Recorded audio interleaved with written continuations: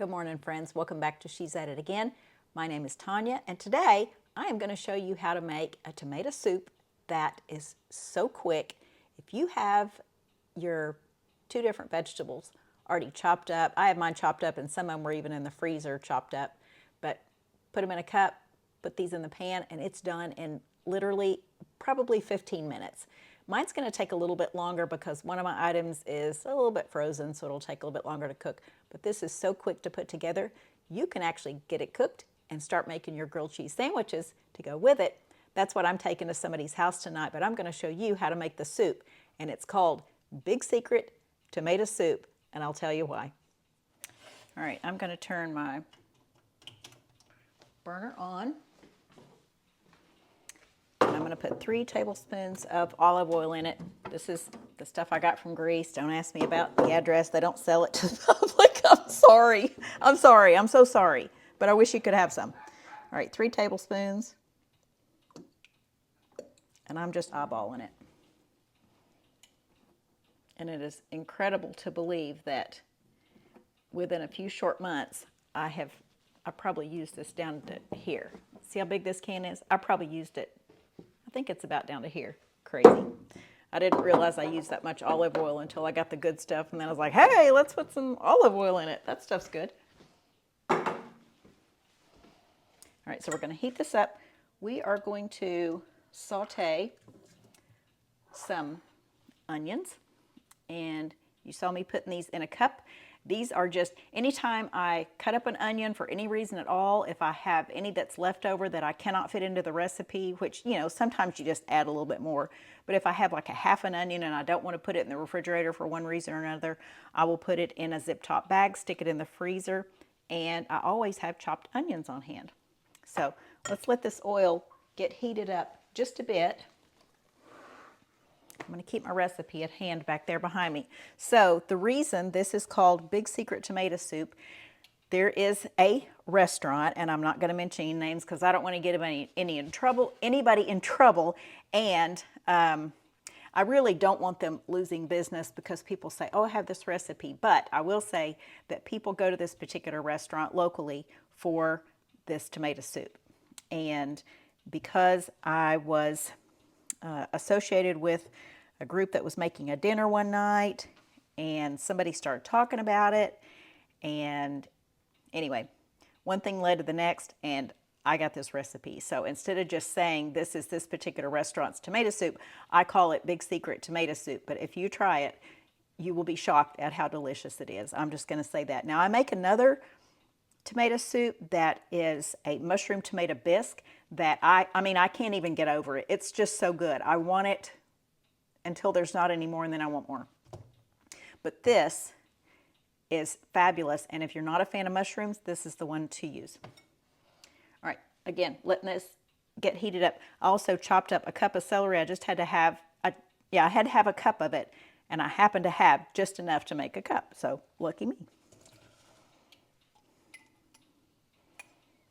This is not a huge saucepan. This, I wrote down on this recipe where I scratched it down, this makes about enough for 5, but that's good hefty servings. It's not just little tiny cups for a side.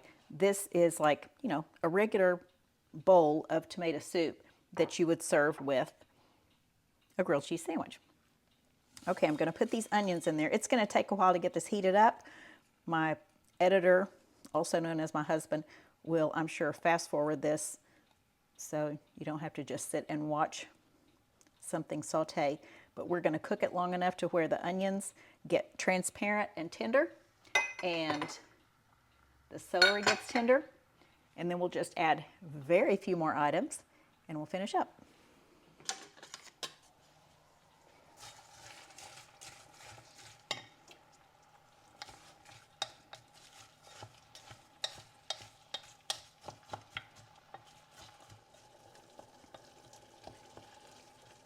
So our onions and celery are on their way to being transparent. They're not quite, but remember, I had a cup of frozen onions there. The celery was not frozen, but the onions were. So it took a while for it to get heated up. So we've been at this several minutes while I've gotten some other stuff done. I'm going to go ahead and add my basil. This is 1.5 teaspoons. Now, each of those were 1 cup. 3 tablespoons of oil, 3 tablespoons of olive oil, a cup each of celery and onion, and this is about 1.5 teaspoons of dried basil. This is what I grow prolifically in flower pots during the summer, and I just dry it by simply laying it out on a rack or a dry towel in kind of a as dust-free area as you can find in your house, and with air continually moving on it. And I have loads and loads of basil every year. But we're going to use an immersion blender on this at the end. You don't have to if you don't want to, but I will to make it smooth. So it doesn't really matter if some of the leaves aren't broken up as well as, you know, they would be if you bought store-bought basil. But either one is fine. And then I have 1 teaspoon each of pepper and salt. I ground the pepper just now. And it's Himalayan pink salt. I just got my order with my pink salt in it yesterday, and I'm going to do a video on that next. That's my next thing in line. You won't believe how powdery fine it is. Usually when I make, especially things like popcorn that I need for it to be super fine so it'll coat everything, I go ahead and use a mortar and a pestle, or I put my salt through the salt grinder again, even though it's just regular granular salt. It's not big chunks. But when I got this in yesterday and I opened the bag, I was like, oh my word, it was like powdered salt. I was so excited. I would have probably paid extra for it being that fine because I need it to be that fine in so many things. But it was actually less than what I've ever bought it before. So I'm going to tell you about that in the next video, so stay tuned. And I hate to leave you hanging, but it's just too good to add to just another video. It needs a video of its own. It's just that good. I'm so excited about it. Okay, I'm going to open this can of tomatoes. And I like to use fire roasted tomatoes. I just have a thing about the fire roasted. I think they taste better than just regular tomatoes. So this is a 1.5 pound can of fire roasted tomatoes. You can get the diced or the whole or the crushed. This just happens to be the crushed.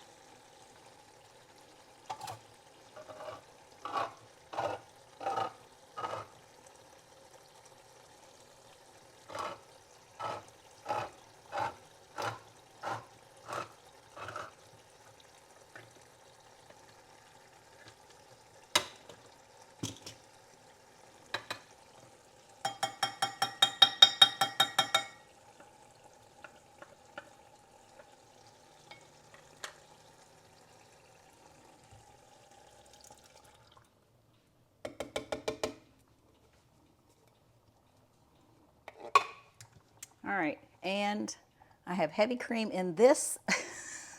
I don't normally have it in this. I had it in a half-gallon jug, actually, but it was getting too close to the expiration date, and I didn't foresee needing to use it, so I went ahead and put it in these 1-cup containers and put it in the freezer. I did a video recently about when your milk is about to expire, but you don't think you're going to be able to use it all, but you don't want it to go to waste because we pay too much for it. To put it in these small containers or jars and put it in your freezer. Now, again, this is frozen, so I'm just going to add it to this and let it melt slowly with the soup.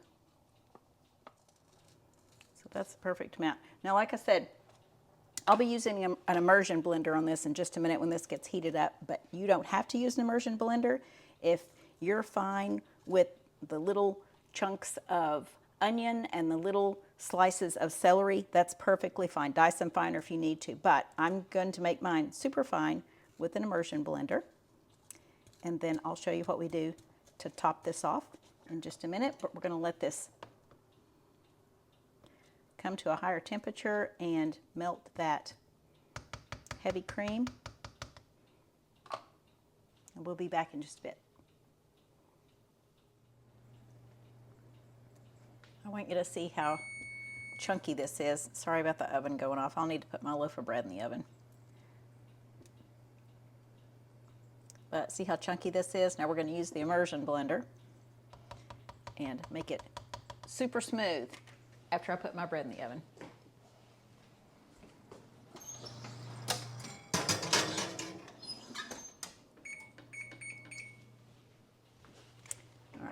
plug this in up there.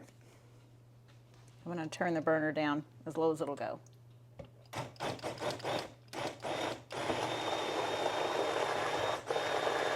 I'm just barely lifting it off the bottom of the pan. If you don't have an immersion blender, this will show you how it makes things so lovely. I can't make mayonnaise without this thing, but soups and stuff like that, it's perfect to make them smooth.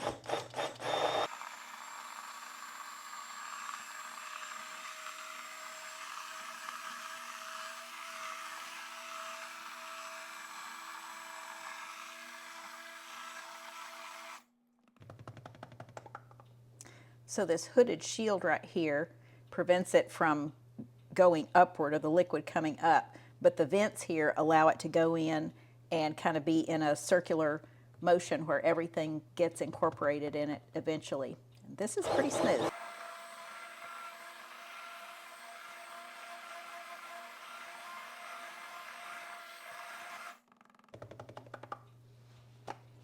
Okay, sometimes I have to shake it a little bit because things get stuck in the vents, but all in all, it's relatively easy to clean. Simply unplug it and usually just tap mine a little bit to clean it off. All right, so here's what we do to finish this off. I'm going to turn that burner all the way off.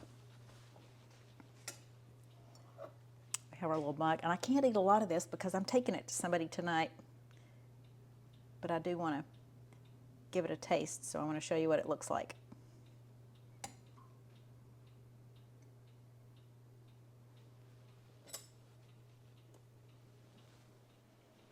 I'm going to go over here where my feta is.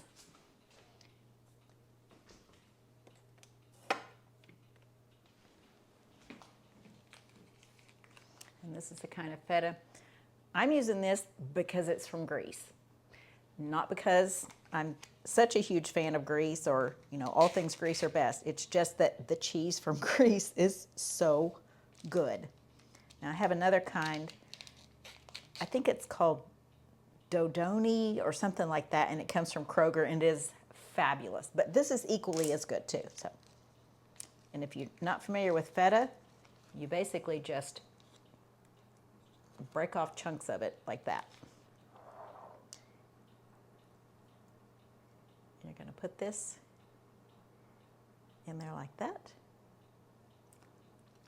And I will lick my fingers because you can't see me. And then I'm going to wipe them on this rag behind me, or behind you.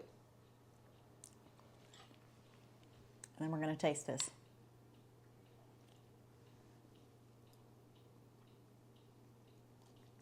Oh, that's so fabulous. I so wish you had some of this. This is so good. The salty feta on top of that creamy tomato. You can taste the basil definitely in there. A little bit of flavor of celery, but it's rather mild. But that is so, so very good. You will know why this is the big secret tomato soup when you try it. And I hope the people that sell this still make millions off of it. I don't know. But it's so incredibly good. And with a grilled cheese sandwich, it just even gets better. So anyway, recipe will be in the description as always. Thanks for joining us this morning. I really appreciate you tuning in and being interested in enough. If ever you come to a video that you think, come on, because people have actually been rude enough to say, really, we have to watch you chop up everything? Nope. You are free to look right at that recipe and skip the video completely. I don't mind at all. I'm not in this to gain any popularity contest. I want to show people some good recipes and things that are healthier choices, make them better choices when you eat. So you are welcome to go right straight to the recipe and not even watch me at all. That's not a big deal. So I hope you enjoy this. I hope you give it a try. Make a grilled cheese sandwich with it. We will link a video to grown-up grilled cheese sandwiches, which has a creamy mixture with shredded cheeses of different kind in it. It is unbelievably good.